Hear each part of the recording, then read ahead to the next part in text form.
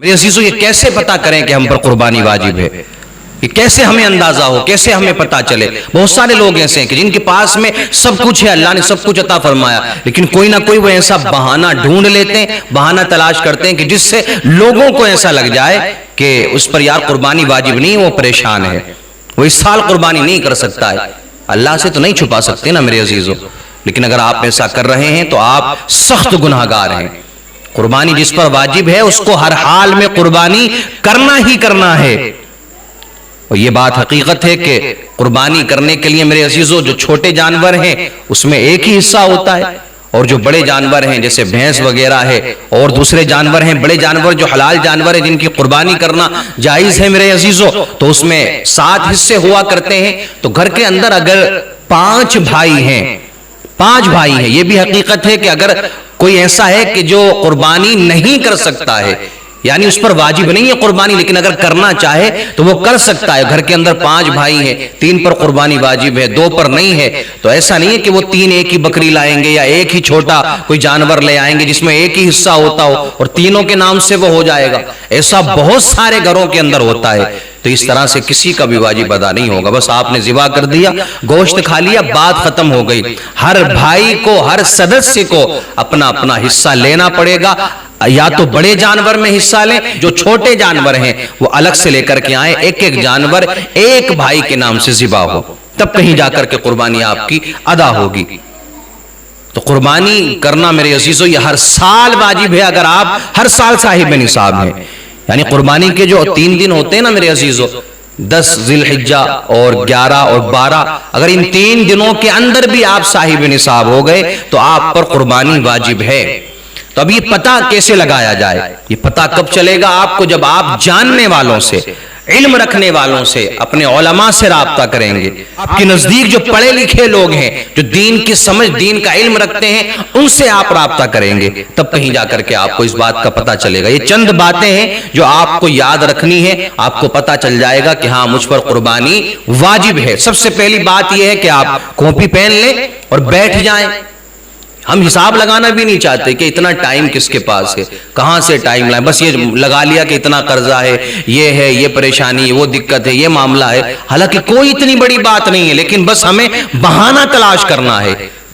قربانی کے دنوں سے پہلے اچھی خاصی زندگی کاٹ رہے ہیں، اچھا خاصا ٹائم گزر رہا ہے، خوشحال زندگی ہم گزار رہے ہیں، لیکن جب قربانی کے ایام قریب آتے ہیں نا تو پریشانیوں کا سلسلہ ہمارے اوپر شروع ہو جاتا ہے کہ مجھ پہ یہ نہیں ہے، وہ نہیں ہے، یہ قرضہ ہے، یہ پریشانی، وہ دقتیں ہیں، یعنی ساری چیزیں ہمیں یاد آ جاتی ہیں۔ اور اگر ابھی کوئی زمین ملتی ہو، کوئی پلاٹ ملتا ہو، تو جوار پانی کر کے سب کچھ کر کے وہ پلاٹ خرید لے گا، سب کچھ قرضہ کرنے کے بعد میں۔ لیکن قربان اللہ کی راہ میں جہاں خرچ کرنے کا معاملہ ہے وہاں ہم پیچھے ہو جاتے ہیں۔ تو سب سے پہلے کاپی پین لیں، آپ پہلے لکھیں اس پر جتنا بھی آپ کے پاس میں سونا ہے وہ سارا حساب لگائیں اور کاپی پر لکھ لیں۔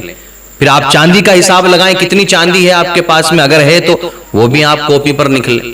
پھر میرے عزیزو آپ کو کیا کرنا ہے؟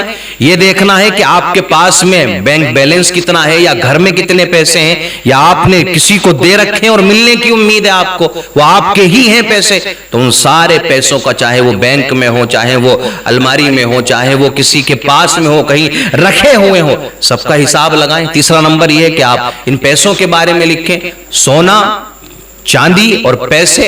اور اگر آپ کوئی تجارت کرتے ہیں، کوئی کاروبار کرتے ہیں، یعنی کپڑے کا آپ کا کام ہے، تو آپ کی دکان میں کتنا کپڑا ہے، کتنے کا مال ہوگا، آپ اس کے بارے میں بھی لکھیں۔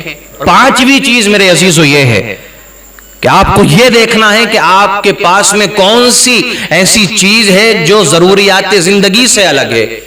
یعنی شوق میں پیسہ تھا تو لے لی، مثال کے طور پر ایک موبائل سے کام چل سکتا ہے اور آپ کے پاس میں 2-3 موبائل ہیں۔ ایک بائک سے کام ہو سکتا ہے، آپ کے پاس میں 2-3 بائکیں ہیں۔ ایک گاڑی سے، کار سے کام ہو جائے گا، آپ کے پاس میں 2-3 گاڑیاں ہیں، 2-3 کار ہیں۔ یعنی کپڑے چند جوڑی سے کام ہو جائے گا، لیکن 50 جوڑی کپڑا ہے۔ یعنی بہت ساری ایسی چیزیں ہیں جو ضروریات زندگی سے زیادہ ہیں، جو کبھی استعمال میں ہی نہیں آتی، بس شوق ہے، تھوڑی سی اپنی دکھانے کے لیے، واہوائی کے لیے ہم نے خرید لی۔ چلو آپ نے خرید لی، ٹھیک بات ہے، اللہ نے آپ کو عطا فرمایا، لیکن میرے عزیزو اللہ کی راہ میں بھی تو خرچ کرو۔ تو ان ساری چیزوں کا حساب لگائیں، ان کا ٹوٹل جوڑیں کہ ٹوٹل کتنا بیٹھتا ہے. مثال کے طور پر ان سب کا ٹوٹل سونا چاندی اور بینک بیلنس اور تجارت کا جو کام کا معاملہ ہے, یہ سب آپ نے جب حساب لگایا تو 1 لاکھ روپے بیٹھا. سب کو جوڑ کر کے 1 لاکھ روپے بیٹھا. پھر آپ کو یہ دیکھنا ہے آپ کے علاقے میں چاندی کا کیا بھاؤ ہے. تو اگر 52.5 تولہ چاندی کے برابر پیسے ہیں آپ کے پاس, یعنی اتنی چاندی آپ خرید سکتے ہیں. اب 52.5 تولہ چاندی کا حساب اگر اپنے علاقے کا لگایا جائے تو آج چاندی کا جو مارکیٹ میں بھاؤ میرے عزیزو وہ 900 سے پلس ہے, 900 روپے ہے کم سے کم. تو آج کے دور کے حساب سے جو ہمارا ایریا ہمارا علاقہ ہے تو وہ 52.5 تولہ کا حساب 47-48 ہزار کے بیچ میں کہیں بیٹھے گا. تو یعنی اتنی رقم ہے اگر کسی کے پاس میں تو اس پر قربانی واجب ہے. آپ اپنے علاقے کا حساب لگائیں کہ آپ کے علاقے میں کتنے روپے میں اتنی چاندی بیٹھے گی, یعنی 52.5 تولہ چاندی کتنے روپے کی خریدی جائے گی. اگر آپ کے پاس میں اتنا پیسہ ہے, اتنا بیلنس ہے آپ کے پاس میں, تو آپ پر قربانی کرنا واجب ہے. اب کوئی راستہ نہیں ہے بچنے کا.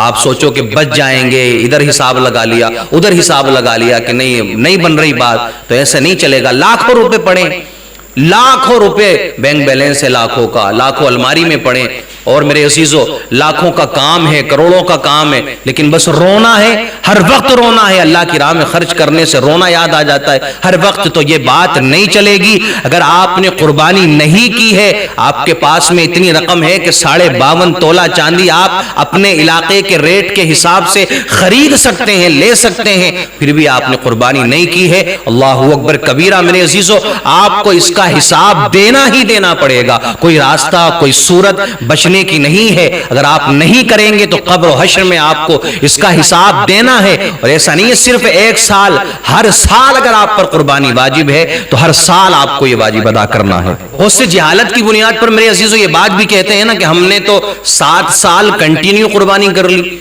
اب ہمیں قربانی کرنے کی ضرورت نہیں ہے پوری زندگی. یعنی ان کا جو مائنڈ سیٹ ہے, ان کے ذہن میں یہ بات ہے کہ بس زندگی میں 7 بار قربانی کر لو, قربانی ہو جائے گی, بس بات ختم ہو گئی. ایسا نہیں ہے کہ صرف 7 بار کرنے سے قربانی ختم ہو جائے گی. آپ کو ہر سال قربانی کرنا ہے اگر آپ صاحب نصاب ہیں. اور جو صاحب نصاب میرے عزیزو کب بندہ بنتا ہے وہ بات میں نے آپ کو بتا دی ہے. ہر سال اگر آپ کے پاس میں اتنی رقم ہے کہ آپ 52.5 تولہ چاندی خرید سکتے ہیں, اتنا بینک بیلنس ہے آپ کے پاس میں, سب ملا کر کے اتنا پیسہ بنتا ہے, تو آپ پر قربانی واجب ہے, آپ کو ادا کرنا ہی ہے, قربانی کرنا ہی کرنا ہے. کوئی راستہ نہیں ہے بچنے کا, چاہے پوری زندگی آپ صاحب نصاب رہیں. پھر یہ ہوتا ہے کہ ہم تو ہر سال کرتے ہیں, اب اپنے والد کے نام سے کر دیں, اب اپنی والدہ کے نام سے کر دیں. ایسا نہیں ہے, پہلے آپ اپنے نام سے کریں گے, اللہ نے عطا فرمایا ہے, پھر آپ ان کے نام سے کریں. بہت سے لوگ ایسے کہ ہمارے والد صاحب کا پچھلے سال انتقال ہو گیا, اس سال ہم اپنے نام کی نہیں کرتے, ہم اپنے مرحوم والد کے نام کی کریں. تو میرے عزیزوں وہ کب کریں گے آپ؟ پہلے آپ زندہ ہیں نا, آپ حیات ہیں, آپ اپنے اوپر سے تو آپ اس واجب کو اتاریں, آپ تو اپنا حق ادا کریں, جو آپ پر واجب ہے اس کو تو آپ مکمل کریں. اگر آپ کو اللہ نے عطا فرمایا پھر آپ اپنے مرحومین کی جانب سے کر سکتے ہیں. تو یہ جو ساری باتیں ہیں یہ ہمیں لاسٹ دنوں میں, آخری دنوں میں یاد آتی ہیں, ہم کبھی جاننے کی کوشش نہیں کرتے ہیں پہلے. تو کم سے کم کچھ دن پہلے ان تمام مسائل کے بارے میں جانکاری لے لیں, کہیں ایسا نہ ہو کہ پیسہ بھی آپ کے پاس میں ہے, سب کچھ ہے, اور آپ قربانی نہیں کر رہے ہیں اور ہر سال آپ گناہگار ہو رہے ہیں.